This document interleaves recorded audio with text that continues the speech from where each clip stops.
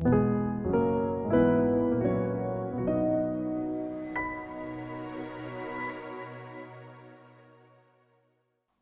voulons remercier notre Seigneur pour le temps qu'il nous donne, pour cette opportunité que nous avons encore d'être unis, d'être ensemble pour louer son nom. Alléluia. Amen. Nous voulons chanter ce chant qui dit « Toute louange à notre Seigneur ». Amen.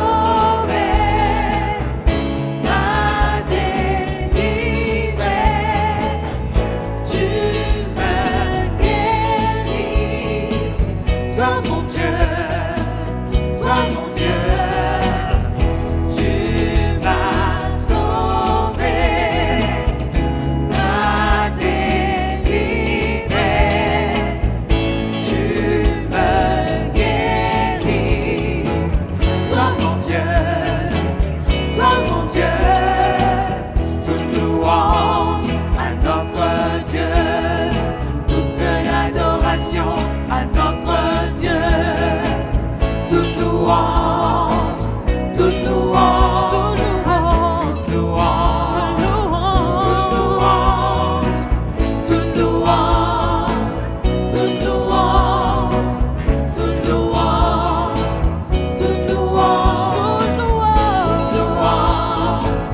toute louange, toute louange, toute louange.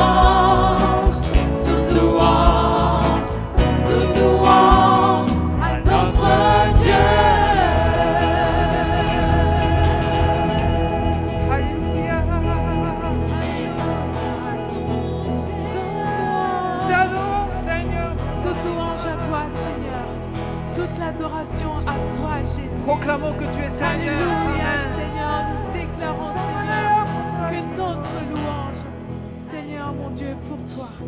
Alléluia, Jésus. Alléluia, Jésus. Sois béni, mon roi. Sois béni, mon roi.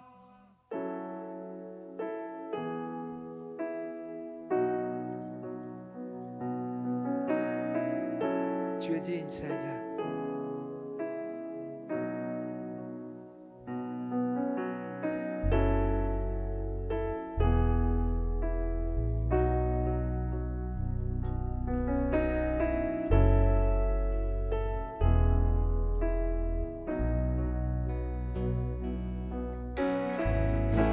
L'immensité de ta grandeur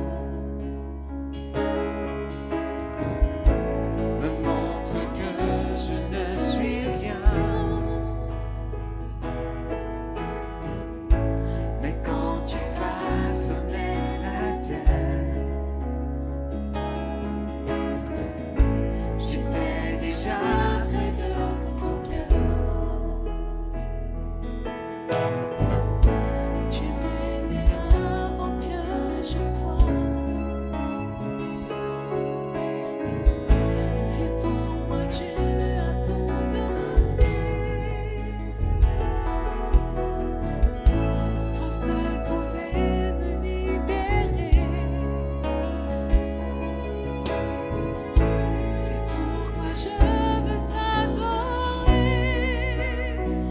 seul est digne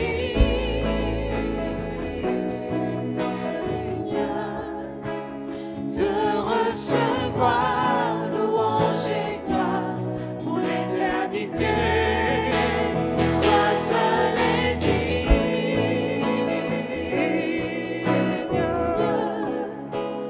de recevoir louange et gloire pour l'éternité.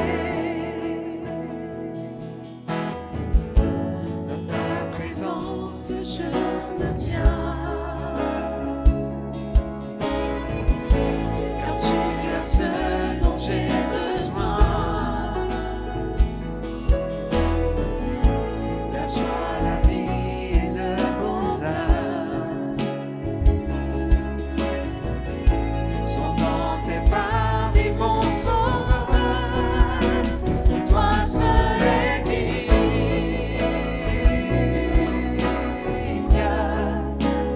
de recevoir louange et gloire pour l'éternité. Toi seul es digne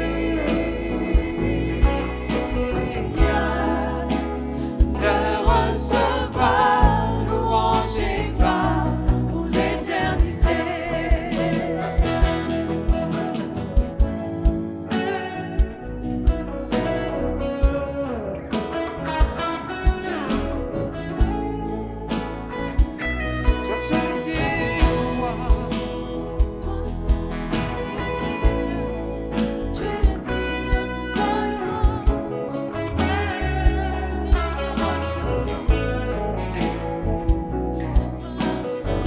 Toi seul es digne, toi seul est digne, toi seul est digne de recevoir louange et gloire pour l'éternité.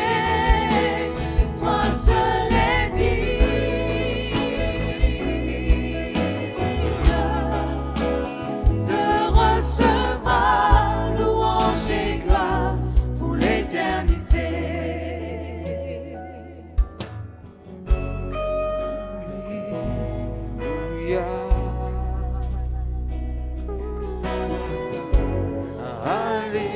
Alléluia.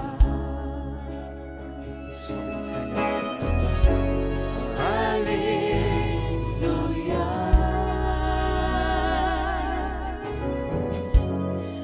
Alléluia. Alléluia. Alléluia.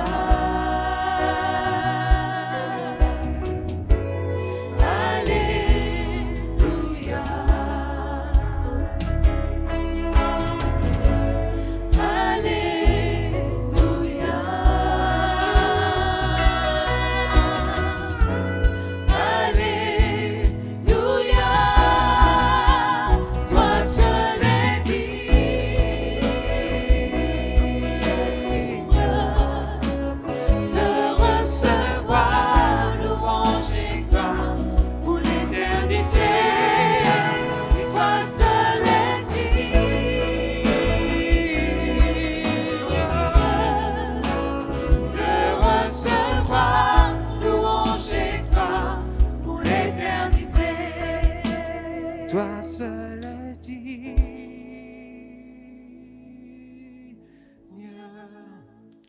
de recevoir louange et gloire pour l'éternité. Toi seul es digne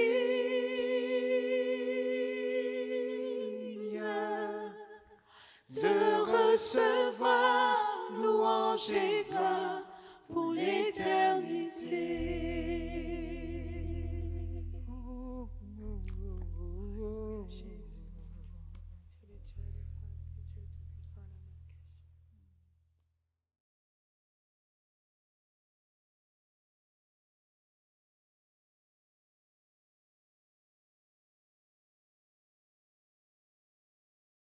Merci beaucoup, alléluia, merci beaucoup.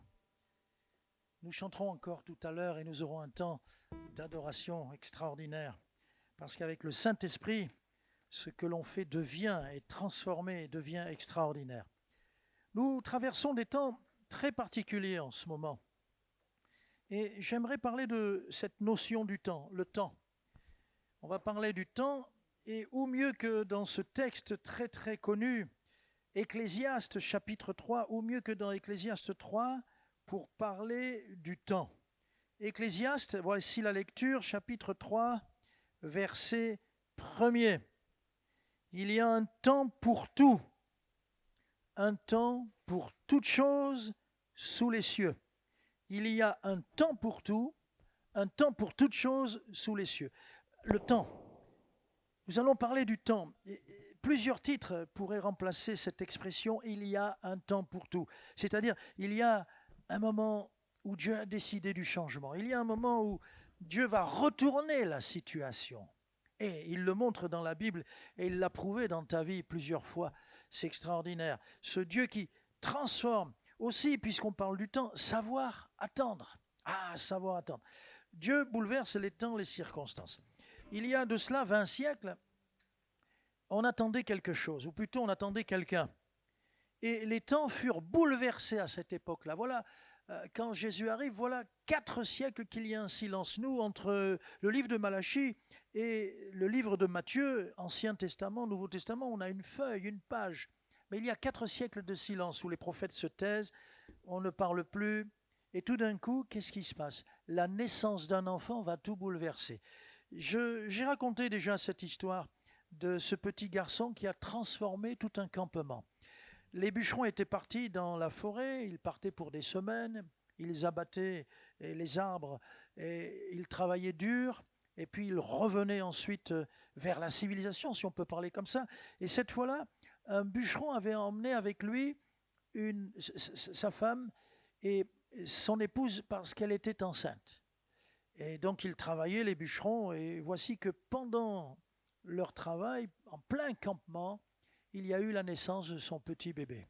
Et là, ce qui s'est passé, c'est que comme le bébé est né, chacun a voulu bien lui apporter un cadeau. Alors on s'est présenté sous son plus beau jour, ils se sont rasés la barbe, ils ont arrangé leur propre petite cabane. Et finalement, on s'est aperçu que la venue d'un enfant a tout bouleversé. Tout le campement des bûcherons a été transformé. On n'osait plus dire des jurons, des gros mots. Ça a été formidable. Voilà, alors on sait que quand Jésus est venu, Emmanuel, Dieu avec nous, ça a changé beaucoup, beaucoup, beaucoup de choses. Il y a un temps pour tout, nous dit le Seigneur. Et d'abord, il y a un temps pour des transformations. Si je vous dis après la nuit, quel va être ce nouveau temps? Après la nuit vient le matin. Après la nuit vient le matin. En tout cas, c'est ce qu'attend la sentinelle. La sentinelle, si vous lui posez la question, elle dit oui, oui, le matin vient, j'espère. La nuit aussi est terrible, mais le matin vient. Et l'espérance des gardes, nous dit la parole de Dieu, c'est que les gardes attendent, ils comptent sur le matin. Ils comptent sur la venue du matin. Et le psalmiste dira, mon âme, moi aussi, mon âme compte sur le Seigneur pour chasser la nuit dans laquelle parfois nous sommes plongés. Donc, après la nuit, il y a toujours le matin. Et puis aussi, après les larmes, il y a la joie. Amen, tu es d'accord? Arnaud, tu es d'accord? Après les larmes, il y a la joie. C'est important. Après la nuit, la longue nuit de l'épreuve, vient le printemps. Il y a un temps, si on avait poursuivi ce texte tout à l'heure dans Ecclésiaste, il y a un temps pour pleurer, mais il y a aussi un temps pour rire. Il y a un temps pour se lamenter, mais il y a aussi un temps pour danser. Et David, on le lit tous ensemble, ça va apparaître à l'écran, dans le psaume 30, verset 12, il dit ceci, « Tu as changé mes lamentations en allégresse. Tu as délié mon sac, tu m'as ceint de joie. » Et moi, j'aimerais dire à quelqu'un que Dieu veut relever, j'aimerais lui dire, je vais juste lui lire ce verset d'Ésaïe. Finalement, on le lit, on retourne encore dans la Bible. Le Seigneur dit, Ésaïe 54, verset 4, « Ne crains pas, car tu ne seras pas confondu. Ne rougis pas, car tu ne seras pas déshonoré. Mais tu oublieras la honte de ta jeunesse. Et tu ne te souviendras plus de l'opprobre de ton veuvage. » Voilà, Dieu dit, c'est fini. Tout cela, ces larmes, je les ai séchées et maintenant, j'accroche un sourire à ton cœur et à tes lèvres. Il est temps maintenant de te réjouir. Des temps nouveaux. Un petit peu comme l'écrit le psalmiste, psaume 126, un petit peu comme ce temps où l'on va semer avec larmes, parce que c'est dur, c'est difficile. Et semer, ça coûte, c'est un effort. Mais si on va semer avec larmes, on revient en portant les gerbes, en portant la moisson, on revient avec des chants d'allégresse. Celui qui marche en pleurant quand il porte la semence en terre, celui qui marche en pleurant revient avec allégresse quand il porte ses gerbes. C'est donc des temps nouveaux, les cycles des récoltes. Et il y a dans notre vie comme ça des temps où on passe des semences, de la semaille, du temps où on a travaillé dur, on a labouré, on a semé, on a attendu. On passe des temps difficiles à des temps de joie et d'allégresse. Et ce temps est venu pour toi. Alléluia. Oui, dans des temps où on croit qu'on est déjà à la fin du monde, mais pas du tout. On va entrer dans des temps nouveaux, dans des temps de moisson. Je vous annonce de la part du Seigneur qu'on va connaître des temps d'évangélisation, on va faire connaître la puissance, la guérison, les prodiges, les signes, la vie prophétique du Seigneur à ceux qui ne le connaissent pas, mais aussi on va proclamer le salut glorieux et les plus belles des transformations, une vie changée, quelqu'un né de nouveau. Ces miracles-là vont se produire dans ce pays de France. Alléluia. Il y a donc un temps pour des transformations. Il y a un temps aussi pour des récompenses. Après l'effort, qu'est-ce qu'on dit souvent? Le réconfort. C'est-à-dire, ouais, je préfère la récompense. Quand on était au lycée, normalement, si vous avez bossé, on attendait la fin de l'année parce qu'il y avait la distribution des prix. Ce jour-là, cette réunion-là, elle n'était pas obligatoire et on n'était pas nombreux parce que les mauvais élèves ne venaient pas chercher le prix qu'ils n'allaient pas recevoir. N'est-ce pas? Alors, il y a aussi, après le travail, qu'est-ce qu'il dit le travailleur? Après l'effort, le réconfort, oui, d'accord. La fin des études est couronnée aussi par un diplôme et on entre dans la vie professionnelle. Et le Seigneur le dit dans sa parole aussi, il le dit en parlant du bœuf, tu ne muselleras pas le bœuf quand il foule le grain. Et l'ouvrier mérite son salaire. Qu'est-ce que ça veut dire? Dieu se met-il en peine des bœufs? Oui, bien sûr, parce que le bœuf, s'il n'est pas muselé, il va donc, puisqu'il écrase, il aide à séparer le grain de l'épi. Et donc, il peut se permettre de manger de temps en temps, et il a le droit. Mais le Seigneur se met en peine aussi de nous tous qui sommes des prédicateurs de l'Évangile et qui devons, comme le bœuf, labourer dur, travailler dur. Oui, il faut travailler dur, labourer dur, travailler dans le champ de Dieu. Mais le Seigneur dit, l'ouvrier mérite son salaire. Après l'effort, la prière. La prière, il faut passer du temps. Il faut parfois se faire violence pour trouver un temps de prière, le matin ou le soir ou dans la journée.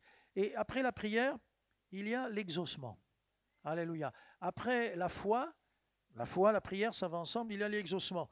L'attitude de foi a pour conséquence Dieu qui est le rémunérateur de ceux qui le cherchent. Rémunérateur, oui, Dieu parle comme ça. Je vous rémunère, je vous paye, je vous récompense, je vous accorde des réponses si vous travaillez. Et ici, travailler, c'est exercer la foi, exercer, prendre du temps dans la prière. Voilà les conséquences. Psaume 130, je le cite comme ça, « J'espère en l'Éternel, j'attends sa promesse. » Voilà son attitude de foi à cet homme. Et aussi, l'attente, le fait d'attendre, l'attente des justes n'est que joie dans le chapitre 10 des Proverbes. Alors la prière a comme conséquence la bénédiction.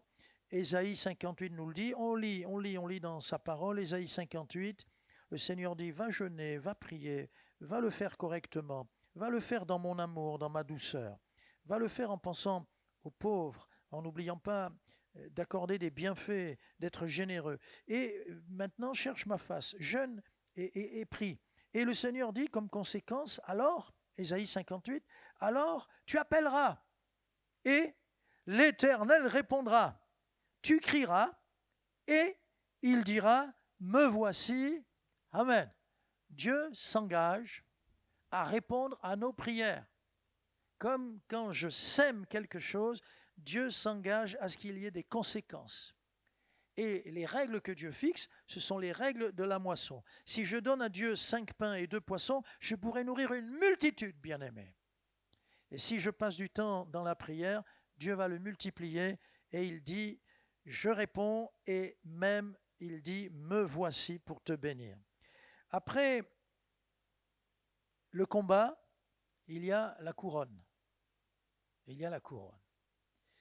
Autrefois, dans la Rome antique, celui qui avait triomphé ou qui avait servi Rome et sauvé ses camarades ou fait un coup d'éclat, une action de gloire, un exploit, il était récompensé. Et on lui attribuait la couronne faite de laurier. Il y avait plusieurs types de couronnes d'ailleurs, mais la plus célèbre, c'est la couronne de laurier. C'était une manière de le récompenser. Or, le Seigneur nous dit qu'après notre ultime combat, qu'est-ce qui nous est réservé? Une couronne de justice. L'apôtre Paul le dit, de Timothée 4, pour ceux qui veulent la référence, il dit désormais, il est sur le point de s'en aller, de partir, il dit désormais, la couronne de justice m'est réservée. Elle m'est destinée à moi, mais aussi à tous ceux qui attendent et qui ont aimé son avènement. Il me la donnera ce jour-là. Et c'est donc une récompense. Nous allons, nous, enfants de Dieu, nous, disciples du Seigneur, comparaître devant le tribunal de Christ pour les récompenses. Le monde entier va comparaître devant le grand trône blanc, le jugement terrible. Alors quelqu'un dira, mais pourquoi vous les chrétiens, vous êtes à part, vous êtes des gens orgueilleux? Comment? Non, pas du tout. C'est que j'ai fait de Jésus mon avocat. Il a plaidé ma cause auprès du grand juge. Et la colère divine, déjà, est tombée. Elle est tombée, mais quelqu'un a pris ma place. Jésus a été frappé à ma place. Une fois pour toutes. Et c'est pour ça qu'en mourant à la croix, il me donne un si grand salut. Il m'apporte le pardon. Donc moi j'étais déjà condamné, mais en Christ, qui s'est interposé entre la colère, la justice sainte du Père et moi, pour prendre tout sur lui. Le châtiment est tombé sur lui pour nous donner à nous la paix avec Dieu et le salut, le pardon de tous nos péchés. Mais il y aura quand même le grand trône blanc. Mais nous n'avons pas à avoir peur. Parce qu'après notre ultime combat, la couronne nous est réservée. Et puis encore, un troisième grand point, il y a un temps pour les événements de la fin des temps. Un temps et des temps dans les temps qui arrivent, la fin des temps. Puisqu'on va bientôt entrer dans l'éternité, les temps vont être bouleversés et un jour, le temps carrément va s'achever. Un temps pour des événements. Après le départ de Jésus, Jésus parle de son retour. Il dit qu'après son départ, il annonce son retour. Il le dit avant de les quitter. Et sa promesse, on va le lire tout à l'heure, cette déclaration, c'était pas seulement « je vais mourir pour vous à Jérusalem, je vais mourir pour pardonner vos péchés, je vais mourir pour payer la dette de l'humanité », mais il parle aussi de sa résurrection. On oublie trop souvent. Celui qu'on appelle le crucifié, c'est un honneur de l'appeler le crucifié. Il en est fier parce qu'il est venu pour souffrir et pour mourir. Il s'appelle aussi le divin ressuscité. Il est vivant, il est vivant. Et sa promesse, elle a été toujours la même. Jésus parlait de son retour. Jésus parlait de sa résurrection et de son retour. Quand ils l'ont vu défier les lois de l'attraction terrestre et s'élever sous leurs yeux, Jésus s'est élevé, il est parti. Ils avaient les regards fixés vers le ciel pendant qu'ils s'en allaient. Tout à coup, 2 hommes vêtus de blanc leur sont apparus et ils ont dit « Hommes galiléens, mais pourquoi vous arrêtez-vous à regarder le ciel ? Ce Jésus qui a été enlevé du milieu de vous reviendra de la même manière qu'il s'en est allé. » Et à partir de là, les anges, ces 2 anges, ont finalement rappelé aux disciples ce que Jésus enseignait et ce qu'il leur enseignait souvent, c'est que nous sommes destinés, comme le Maître, à la résurrection. Quel mot extraordinaire. C'est un mot impossible à prononcer. On ne peut pas concevoir la résurrection. Et souvent, on me dit, mais est-ce que un homme peut ressusciter humainement? Non, c'est pas scientifiquement non plus. Non plus. Est-ce que tu crois à l'incinération? Mais je dis, mais qu'est-ce que ça change? Que tu sois dévoré par les flammes, ou que tu sois mangé par le ver dans ta tombe, ou que tu sois, si tu meurs, en mer, ou que tu sois mangé par les petits et les gros poissons. Qu'est-ce que ça change? Tu n'es plus là. Et pourtant, il y aura une résurrection. C'est extraordinaire. C'est extraordinaire. Et donc, quand Jésus déclarait que lui-même, parce qu'il annonçait sa propre résurrection, allait ressusciter, il annonçait aussi ce qui est dans le credo de tout le christianisme. Je crois en la résurrection des morts. Il annonçait aussi la résurrection pour tous ceux qui croiraient en lui. Jean 14, lisons ensemble. Jean 14, verset 3. « Lorsque je m'en serai allé, annonce-t-il, et que je vous aurai préparé une place, je reviendrai, dit Jésus, et je vous prendrai avec moi, afin que là où je suis, vous y soyez aussi. » Amen. Après son départ, il annonce son retour, et nous attendons son retour. Il est imminent. Mais personne ne peut fixer ni le jour ni l'heure, aucune date. Mais nous sentons que tout se met en place pour son retour.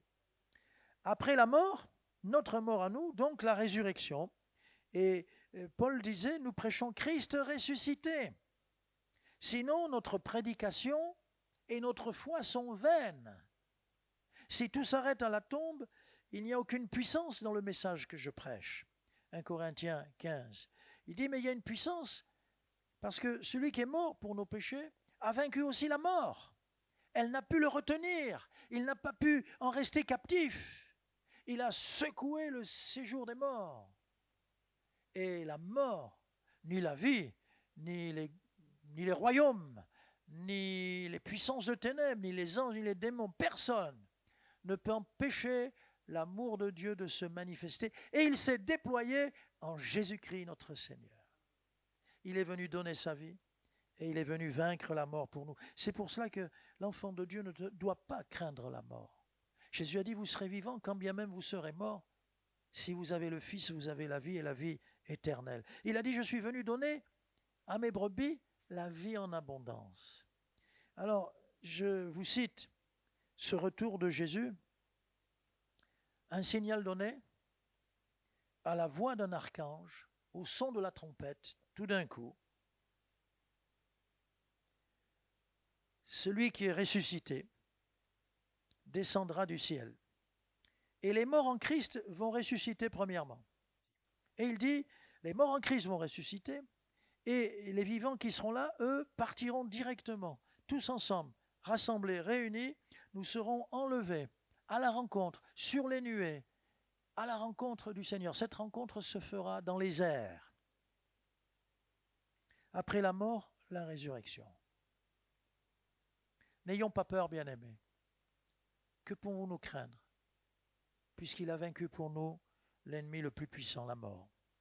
Je sais que c'est dans le désir des hommes de vaincre la mort. Il y a un homme qui, il y a déjà quelques dizaines d'années, je ne sais plus, 30 ou 40 ans, a promis aux gens qui mouraient de les conserver en congélation jusqu'à ce que d'ici là, on trouve un moyen de les faire revenir à la vie et pour vivre éternellement. Et il y a des gens qui ont payé très cher. À l'époque, c'était 120 000 $.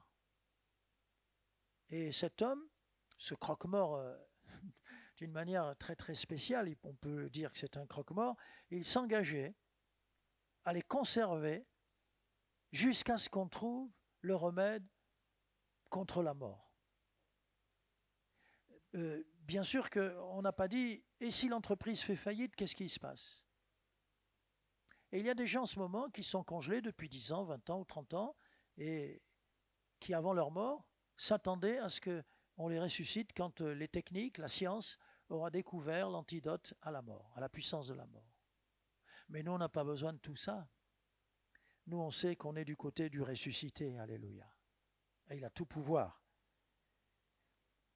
Après la terre, Le ciel, ça aussi, ça fait partie des temps et des événements de la fin des temps. Après la terre, le ciel. Le monde actuel, les cieux, la terre, les cieux, la terre, d'à présent, sont réservés à la destruction. C'est l'apôtre Pierre qui en parle. C'est réservé pour le feu. Et ce que nous lisons dans Ésaïe, au chapitre 65, peut-être qu'on va le lire ensemble. Allons ensemble, c'est mieux de le lire. Dans Ésaïe 65, verset 17, c'est la promesse de nouveaux cieux. L'Éternel dit ceci, je vais créer de nouveaux cieux et une nouvelle terre. On ne se rappellera plus les choses passées. Elles ne reviendront plus à l'esprit. Je vais créer de nouveaux cieux et une nouvelle terre. La promesse. Notre attitude, comme Pierre, on lit encore, pour qu'on aille vraiment dans les paroles bibliques, 2 Pierre 3, 13, notre attitude, c'est d'attendre. Nous attendons, selon sa promesse, de nouveaux cieux et une nouvelle terre où la justice habitera. Et puis après, on voit dans l'Apocalypse, le dernier livre de la Bible, la réalité de cette promesse. L'apôtre Jean, Apocalypse, ça signifie révélation. L'apôtre Jean, alors qu'il est enfermé, il est comme banni, il est, oui, enfermé dans cette île de Patmos, c'est le bagne pour lui, il va y mourir là-bas, dans ce confinement terrible à cause de sa foi, parce qu'il n'a pas voulu abjurer, renier le Seigneur. Il est enfermé, mais là-bas, Dieu va lui donner de belles, magnifiques révélations. Et parmi les révélations qu'il a dans l'Apocalypse, il voit de nouveaux cieux et une nouvelle terre. Les cieux d'à présent, la terre que nous foulons, ça va être désintégré, ça va disparaître, et ça va laisser la place, je vous l'ai dit, après la terre, le ciel. Ça va laisser la place à un nouveau ciel, une nouvelle terre. Le premier ciel et la première terre avaient disparu, la mer n'était plus. Même ce petit détail, la mer, 3/4 de la surface du globe sont des océans et des mers. La mer n'était plus. Bien-aimés, les temps sont dans sa main. Il a toutes choses entre ses mains. Pourquoi t'inquiéter? Quand je lis le prophète Daniel, je vois que Dieu a le pouvoir de tout transformer. Il peut changer le cœur du tyran le plus abject, le plus sanguinaire. Il peut tout faire parce qu'il est en dehors du temps et il est le maître du temps. Et ma petite vie, j'ai commencé dans l'échelle, dans la flèche du temps qui a démarré il y a bien longtemps. J'ai commencé, moi, à ma date de naissance, j'ai commencé dans cette flèche, le cours du temps. Ça va s'arrêter. Mais je n'ai pas à craindre parce que tout est dans sa main. Ne crains plus, n'aie pas peur. Fais-lui confiance. Tout est dans sa main. Alors, pour résumer, si tu es dans une nuit très épaisse, comme la sentinelle, tu sais que la nuit, tu dois l'affronter, tu sais qu'elle va durer, mais après la nuit vient le petit matin, les premières lueurs, la lumière qui va réjouir ton cœur. Après les larmes, il y a toujours la joie. Après ce temps d'épreuve, tu vas en sortir vainqueur. Tu vas sortir debout. Après ton hiver qui est long, que tu traverses, il y a ce printemps qui va commencer à réchauffer ton cœur et à chasser tous les frimas de l'hiver. Après l'effort, après ce temps de travail, travaille, sème, prie. Fais l'œuvre de Dieu. Ça te coûte, il faut que ça te coûte, comme le laboureur. Et après, tu sais qu'après l'effort arrive la récompense et la moisson. Je me souviens que papa avait dédicacé à ma sœur cadette, il avait dédicacé un livre, il avait offert un livre, elle bossait beaucoup, elle bossait bien, et il lui avait offert un livre, mais il avait écrit quelques lignes. Il avait mis, je me rappelle, pleure pour apprendre, plus tard tu riras. Pleure pour apprendre. Parce qu'après les larmes, après l'effort, viennent les récompenses. Pleure pour apprendre. Nous sommes un peu sur terre comme ceux qui pleurent parce qu'il faut se battre. On est dans un monde injuste, il y a tant de méchanceté, etc., etc. Et le Seigneur dit, prends courage. Prends courage. Et puis si on continue, on va dire après la prière, il y a l'exaucement. Attends-toi à être exaucé, tu pries, mais tu sais que ta prière ne s'arrête pas là-haut au plafond. Prie pour être entendu, prie parce que tu es entendu, prie parce qu'il t'entend, prie parce qu'il dit, demande et j'arrive, supplie et je te dirai me voici. Prie, prie, prie en croyant que le Seigneur est celui qui entend et qui vient à ton secours. Après notre combat, il y a la couronne, une récompense. Nous avons une espérance, il vient bientôt pour nous relever la tête. Et puis, je crois que Jésus vient bientôt. Si nous sommes vivants, quand il va venir encore en vie, nous partirons avec les ressuscités. Si nous sommes morts, il nous ressuscitera et nous partirons avec lui. Il a dit, je m'en vais vous préparer une place là où je suis et vous y serez vous aussi. Il y a plusieurs demeures dans la maison de mon Père et je vous ai réservé une place. Wow. Puis alors, après la terre, il y a le ciel. Je ne suis pas un homme, la Bible dit de ne pas nous attacher aux choses de la terre. Elles sont passagères, elles disparaissent. Quand on nous parle de la puissance des Romains, qu'est-ce qui reste de la puissance des Romains? Les empires des 12 Césars. Quelques ruines. Le Colisée, ce sont des ruines où il y a pareil, des centaines et des centaines de chats qui habitent là. Que reste-t-il de la Grèce antique? Oui, de beaux vases qu'on peut trouver chez un antiquaire et des choses semblables. Mais le royaume du Seigneur est éternel. Il a reçu la domination, l'empire, la puissance, la gloire. Et surtout, c'est un royaume d'amour et de paix qu'on ne peut trouver nulle part. Alors, je voudrais qu'on ait, avec la louange, vous allez revenir là, on va avoir un temps, on va chanter, on va adorer le Seigneur, et on va adorer en disant, Seigneur, tu as ma vie dans tes mains. Seigneur, tu es le maître du temps. Et Seigneur, il y a un temps pour toutes choses sous les cieux. Il y a un temps pour tout, je ne m'inquiète pas, un temps pour toutes choses sous les cieux. Ecclésiaste, chapitre 3, verset 1er. Alléluia! On y va les jeunes, on s'approche et on vous conduit maintenant dans un temps de louange, d'adoration. Amen.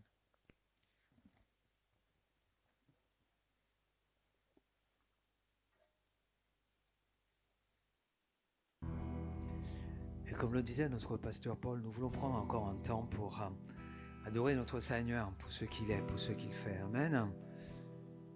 Son amour est toujours là. Et si les choses passent, ben lui, il est là, il est toujours avec nous. C'est lui qui prend soin de nous.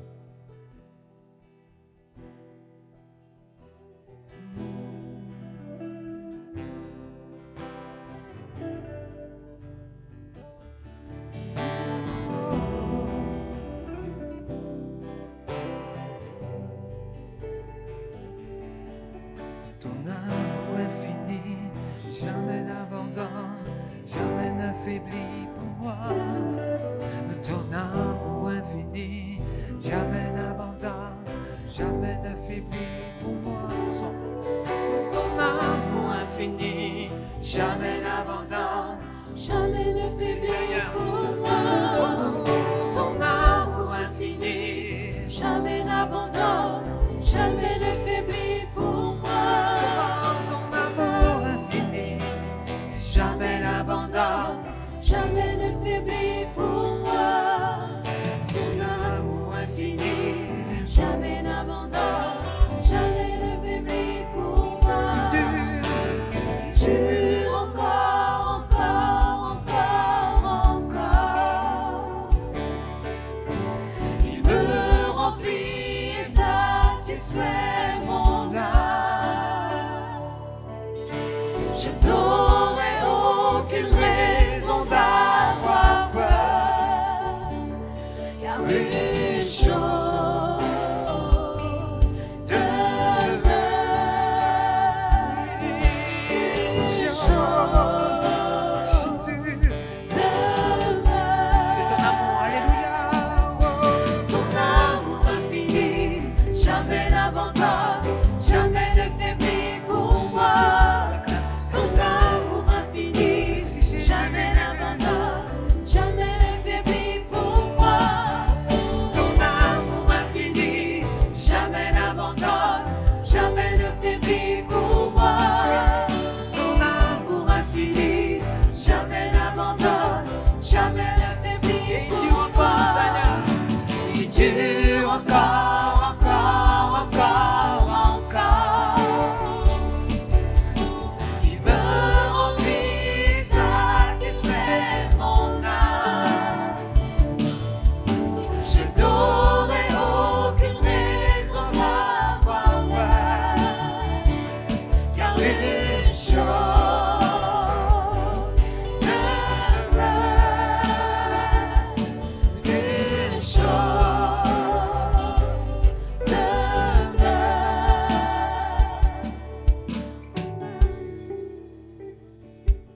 Mariapo.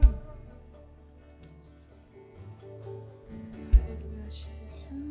Lario. Que tu es le grâce, Seigneur. Tu es le roi des gloires, Seigneur. Alléluia, Jésus. Tu es là, Seigneur, par ta parole pour nous fortifier. Tu es là, Seigneur, par ta parole, Seigneur, mon Dieu, mon roi, pour encourager quelqu'un. Pour dire à quelqu'un, tiens bon, n'abandonne pas, car Dieu est là, car Dieu n'a jamais abandonné ses enfants. Même si les épreuves sont là, n'abandonne pas, continue à croire. Il est là pour te fortifier, il est là pour t'encourager, il est là pour te relever, il est là pour te consoler, il est là pour toi, il est là pour toi, il est là pour toi. Alléluia, Jésus. Jésus.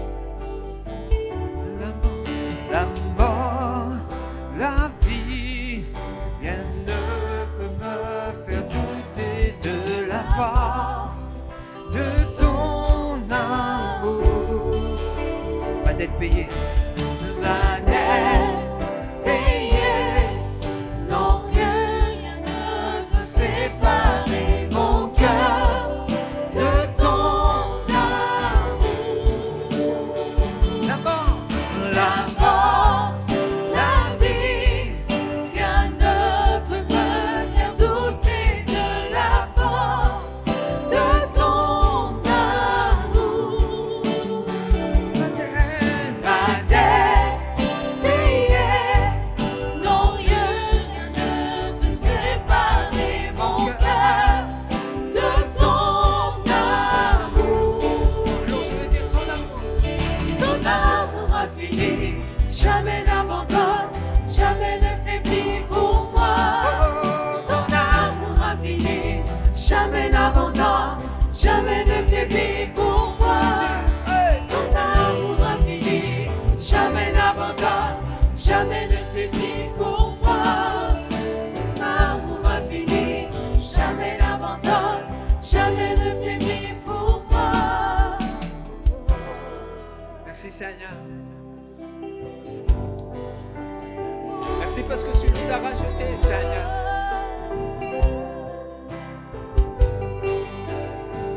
Merci parce que tu es venu jusqu'à nous, Seigneur, et tu as bouleversé, transformé nos vies. Et nous proclamons ton nom encore. Nous exaltons, Seigneur, et nous te disons merci, Seigneur. Les choses peuvent passer, mais toi tu es là, Seigneur. Oh, sois béni, mon roi. Tu es là, Seigneur, par ta parole, par ton esprit. Ton amour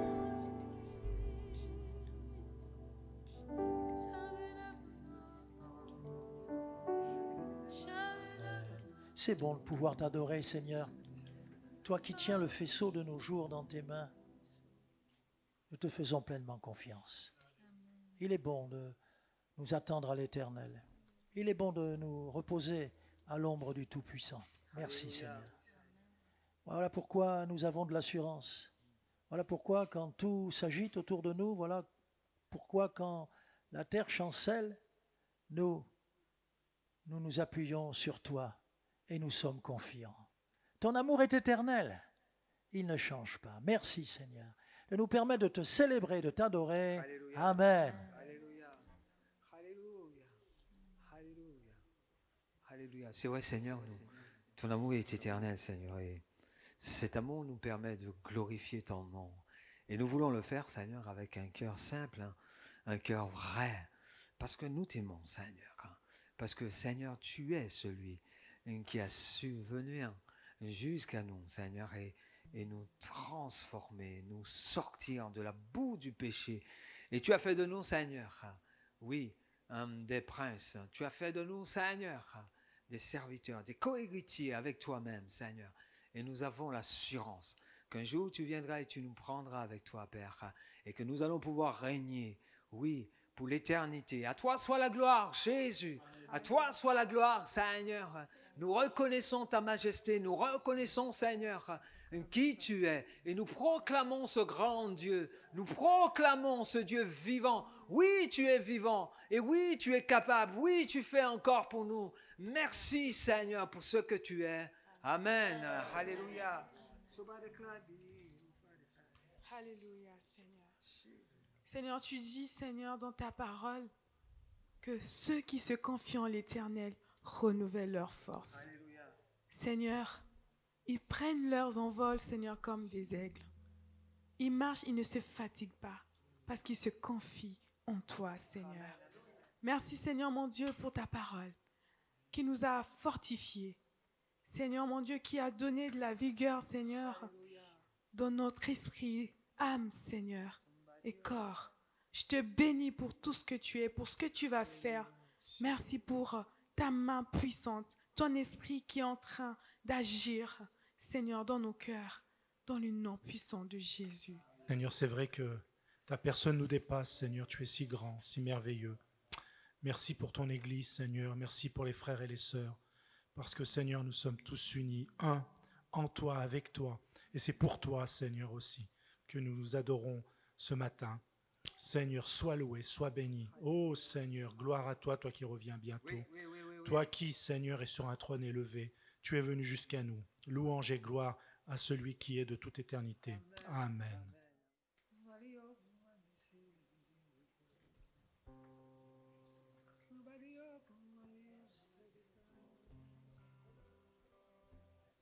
À toi soit la gloire, Seigneur.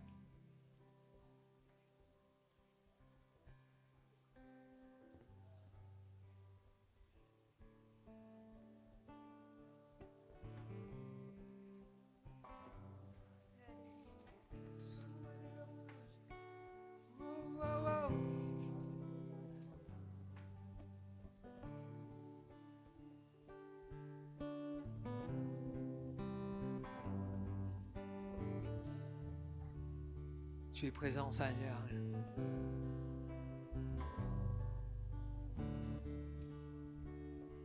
Et tu es là, Seigneur.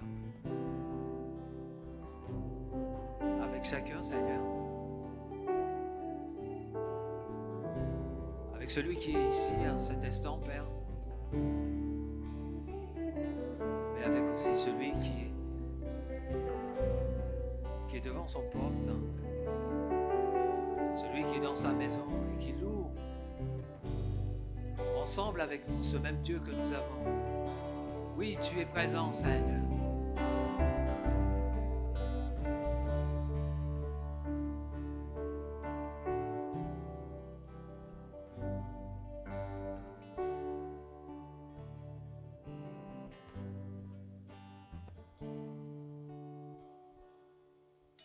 Plus grand que les montagnes de ma vie, plus fort que la puissance de la mort, constant dans les épreuves et dans le temps, une chose demeure,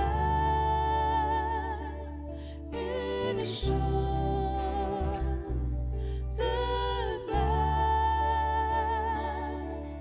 ton amour infini jamais n'abandonne, jamais ne faiblit pour moi.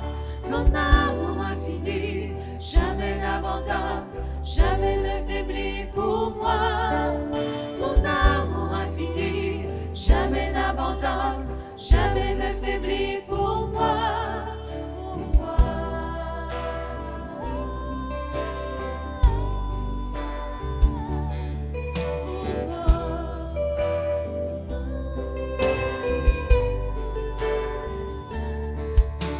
Il dure encore, encore, encore, encore.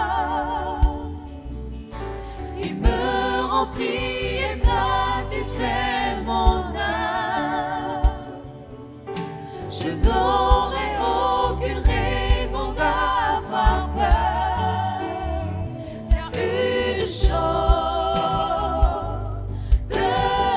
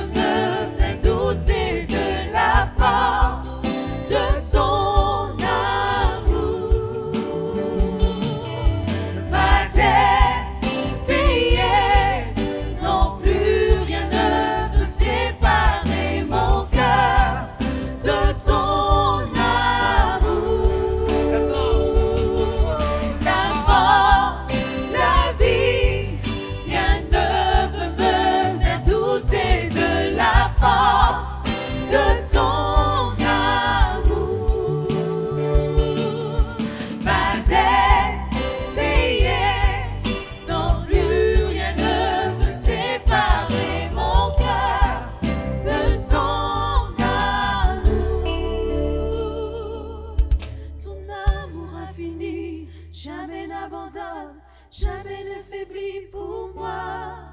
Ton amour infini, jamais n'abandonne, jamais ne faiblit pour moi. Ton amour infini, jamais n'abandonne, jamais ne faiblit pour moi. Ton amour infini, jamais n'abandonne, jamais ne faiblit pour moi. Ton amour infini, jamais n'abandonne, jamais ne faiblit pour moi. Ton amour